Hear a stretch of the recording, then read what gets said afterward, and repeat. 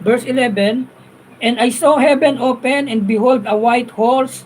and he that sat upon him was called Faithful and True, and in righteousness he doth judge and make war. His eyes were as flame of fire, and on the head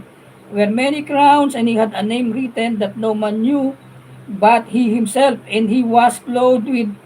with a vesture deep in blood, and his name is called the Word of God. And the armies which were in heaven followed him upon white horses, clothed in fine linen,